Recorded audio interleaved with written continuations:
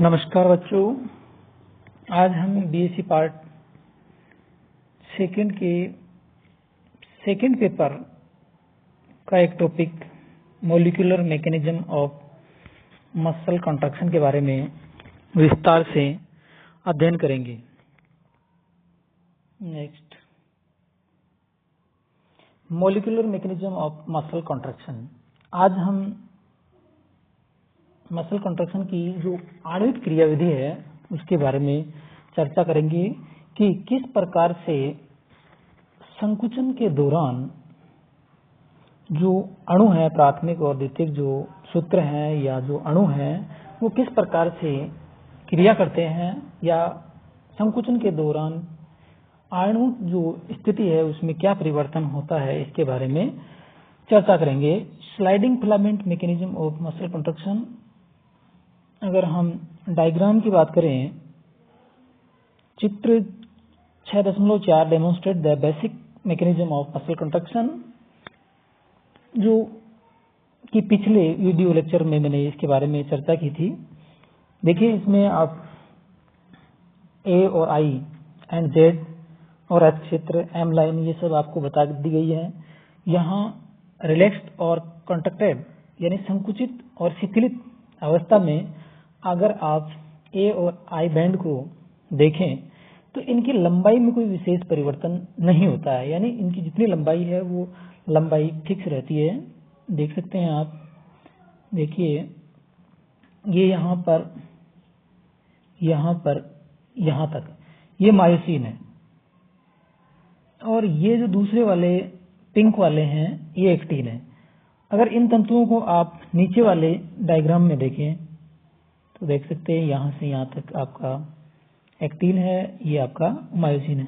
यानी एक्टिन और मायोसिन यानी प्राथमिक और द्वितीयक जो सूत्र हैं उनकी लंबाई में कोई परिवर्तन नहीं हो रहा है। इसका मतलब यह है कि जो सूत्र हैं वो एक दूसरे पर स्लाइड करते हैं।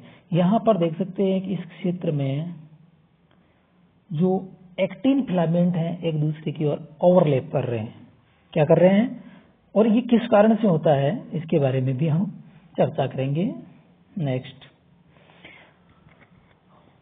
नीचे के चित्र में जो आपकी संकुचित अवस्था है इसके बारे में दिखाया गया है, जो कि मैंने बता दिया है।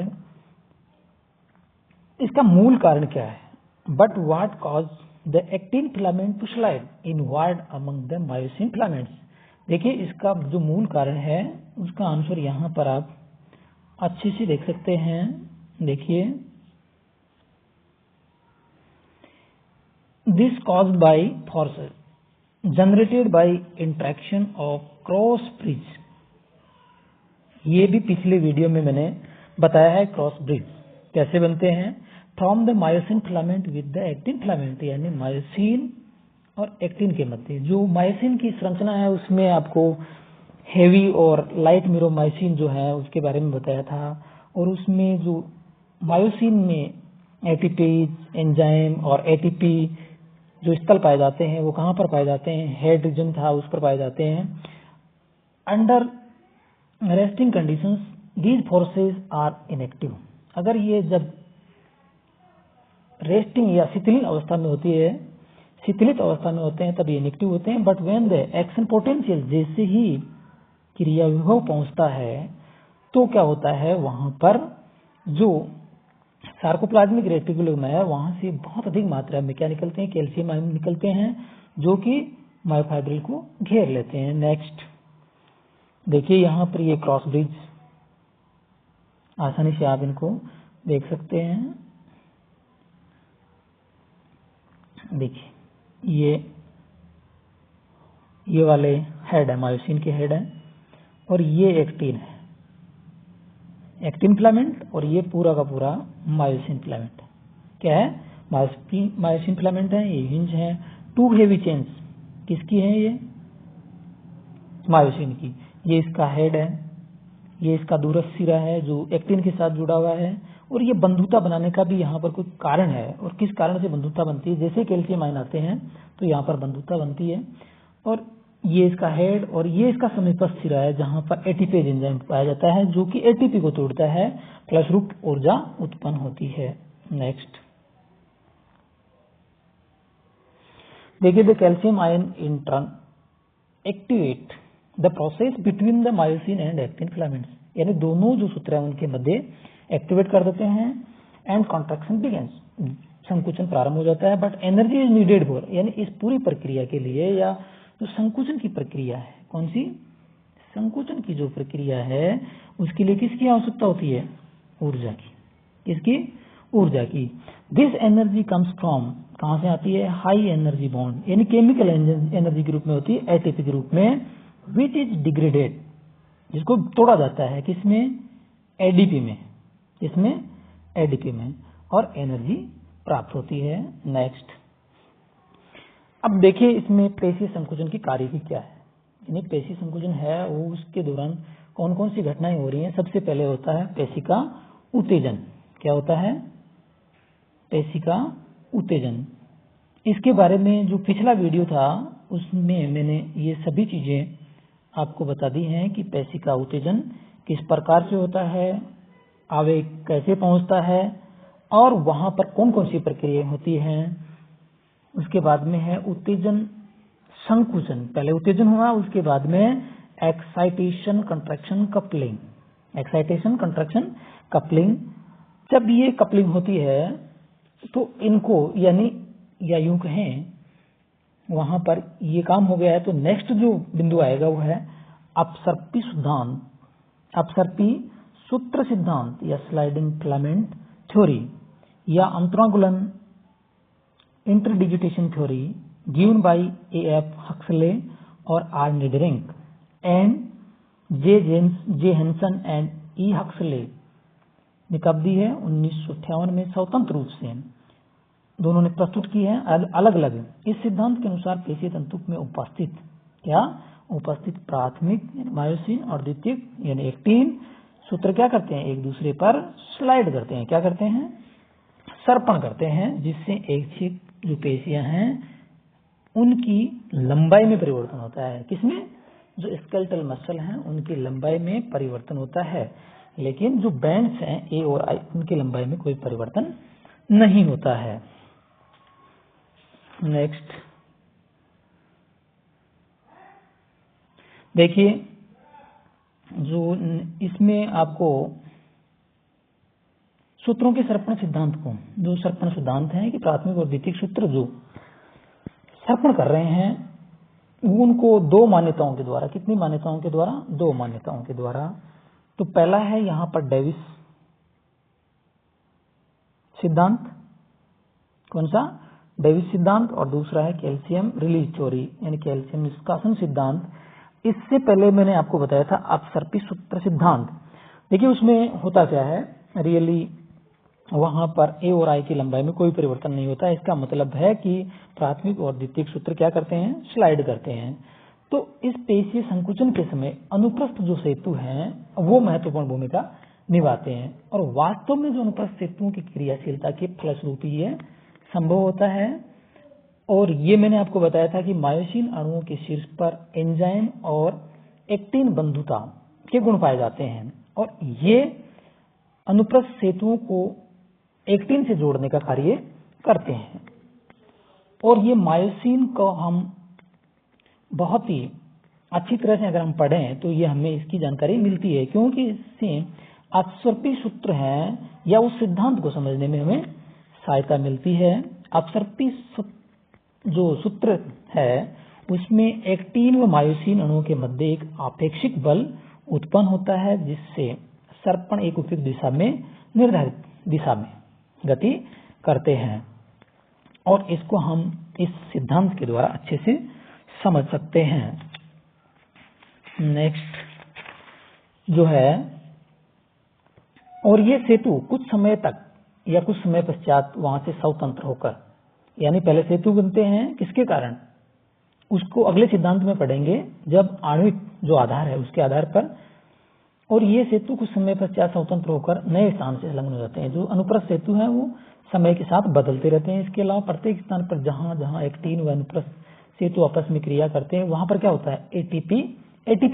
एटीपेज एंजाइम द्वारा टूट जाती है। बनता क्या है? ऊर्जा बाहर रिलीज होती है और एडीपी बन जाता है, और वहां पर पुनः वापस एडीपी से क्रिएटिन फॉस्फेट के द्वारा एटीपी बनता है और इस प्रकार से स्लाइडिंग फोर्स कार्य करता है।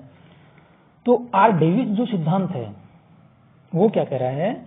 आर डेविस जो सिद्धांत है मायोसिन सूत्रों के किनारों की जो श्रृंखलाएं हैं, यानी ये कह रहा है कि मायोसिन सूत्रों के किनारों की जो श्रृंखलाएं हैं वो महत्वपूर्ण है और वहां पर क्या होती है, वो प्रत्येक श्रृंखला एटीपी के रूप में समाप्त होती है। प्रत्येक श्रृंखला का आधार भाग क्या होता है? ऋणावेशित होता है और इसका कारण क्या है? इसको आप लिख लेंगे अच्छे से। उसका ऋणावेशित होने का कारण क्या है? ग्लूटामीन या एस्पार्टिक अम्ल जिस पर उपस्थित होता है COO माइनस, और दोनों सिरों पर होने के कारण ये क्या करते हैं? फैली अवस्था में रहते हैं। दोनों जगह पर क्या है? COO माइनस, फलस्वरूप ये क्या होंगे? प्रतिक्रियित, इसलिए फैली हुई अवस्था में रहते हैं। लेकिन पेशीय क्रिया के समय यानी जैसे ही क्रिया विभव पहुंचता है तो विध्रुवण की प्रक्रिया फलस्वरूप चालू हो जाती है। फलस्वरूप सार्कोप्लाज्मिक रेटिकुलम से क्या निकलते हैं? Calcium ion. कहां पहुंचते हैं? सार्कोप्लाज्म में। और जैसे ये पहुंचते हैं तो जो क्रॉस ब्रिज है वहां पर क्या बनता है? बंध है, अनुप्रस्थ सेतु है, जिसके कारण क्या होता है?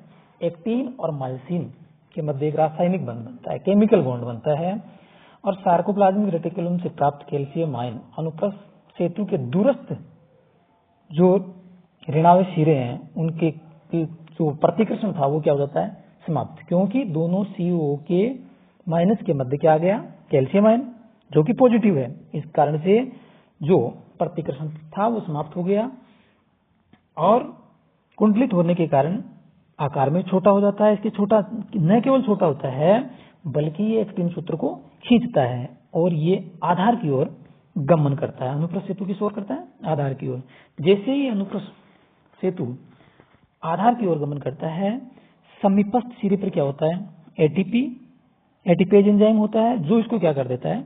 एटीपी अणु को तोड़ देता है। बनता क्या है? एडीपी एवं अकार्बनिक फॉस्फेट, इनऑर्गेनिक फॉस्फेट, और इसी के साथ कैल्शियम एक्टिन सम्मिश्र में संबंध टूट जाता है। क्या हो जाता है?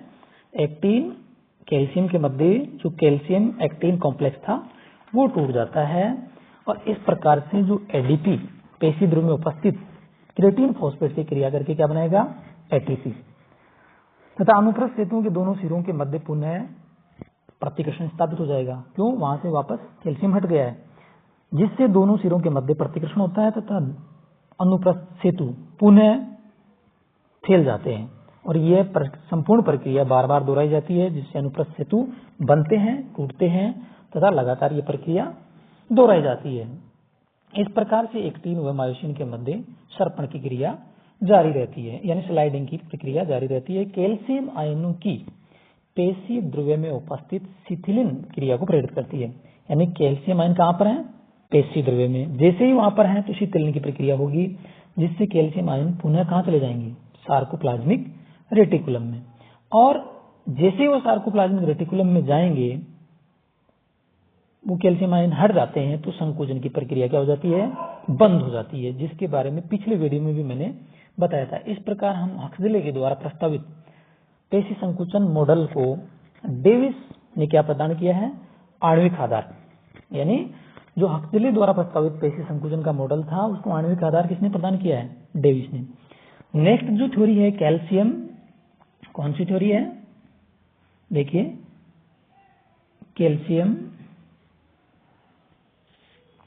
Calcium release theory. यह सिद्धांत अलेक्जेंडर सेंडो एवं उनके सहयोगियों द्वारा दिया गया है और इस सिद्धांत को प्रायोगिक तौर पर समर्थन किसने दिया है? एस्ले विनेगार्ड 1968, ग्राम होयले ने प्रायोगिक तौर पर समर्थन दिया है। देखिए, इस सिद्धांत में पेशी तंतुकों के मध्य जो वैद्युत उद्दीपन के प्रभाव द्वारा सार्कोप्लाज्मिक रेटिकुलम यानी कैल्शियम आयन इसमें किस प्रकार से भूमिका निभाते हैं उसके बारे में इस सिद्धांत में बताया गया है कि एक्टिन सूत्रों से संयुग्मित ट्रोपोनिन प्रोटीन, कौन सी हमने केमिकल कंपोजिशन में पढ़ा था, तो ट्रोपोनिन प्रोटीन क्या करती है? कैल्शियम आयनों के बंधन में महत्वपूर्ण भूमिका निभाती है। कौन? ट्रोपोनिन। तो विराम अवस्था में कैल्शियम आयनों की पेशी द्रव्य में सांद्रता जो होती है उसको आप लिख लीजिए 10⁻⁸ मोल से भी कम होती है। इस कारण क्या होता है, इस इतनी कम सांद्रता में जब है तो ट्रोपोनिन एक्टिन व मायोसिन तंतुओं के मध्य क्रिया को क्या कर देती है, रोक देती है। किसके मध्य, ट्रोपोनिन एक्टिन एवं मायोसिन के मध्य जो क्रिया होती है, बंधुता जो होती है, उसको रोक देती है। फलस्वरूप वो क्या होते हैं, शिथिलित अवस्था में, फैली हुई अवस्था में। परंतु जब कैल्शियम आयनों की सांद्रता पेशीय द्रव्य में बढ़ती है, कब, जैसे ही आवेग पहुंचता है, क्रिया विभव जैसे ही पहुंचता है, एक्शन पोटेंशियल जब पहुंचता है, तब सार्कोप्लाज्मिक रेटिकुलम से कैल्शियम आयन कहाँ आ रहे हैं, सार्कोप्लाज्म में, पेशीय द्रव्य में। तो क्या होता है, ये ट्रोपोनिन के साथ संयुग्मित होते हैं, यानी बंधित होकर के हो जाते हैं। इसके कारण ट्रोपोनिन एवं मायोसिन तंतुओं को एक दूसरे पर सर्पण हेतु प्रेरित करते हैं। इस पूरी प्रक्रिया के दौरान संकुचन होता है। शीतलन के समय क्या होता है, कैल्शियम आयन जो है पेशी से यानी सार्कोप्लाज्म से पुनः सार्कोप्लाज्मिक रेटिकुलम में भेज दिए जाते हैं। पेशीय क्रिया में कैल्शियम आयनों के प्रमुख रूप से स्रोत क्या है, कहाँ पर ये कैल्शियम आयन पाए जाते हैं। पहला है आंतरिक कैल्शियम, दूसरा है बाह्य कैल्शियम यानी इंटरनल कैल्शियम और एक्सटर्नल। और आंतरिक कैल्शियम के जो संभावित स्रोत हैं वो तंतु की झिल्ली हो सकती है, विदर या क्लेफ्ट हो सकता है, अंतर्ग्रथित इनविजिनेटेड ट्यूब्यूल्स हो सकती हैं, सार्कोप्लाज्मिक रेटिकुलम हो सकता है एवं माइटोकॉन्ड्रिया। और इन सब संरचनाओं में कैल्शियम आयनों की प्राप्ति का मुख्य जो स्रोत है वो है सार्कोप्लाज्मिक रेटिकुलम। अगर हम आंतरिक कैल्शियम आयनों की निष्कासन जो है उसका कारण को पढ़ें तो उसका कारण है उद्दीपन। और उद्दीपन क्या है, जिससे तंतु की झिल्ली क्या होती है, विध्रुवण को दर्शाती है।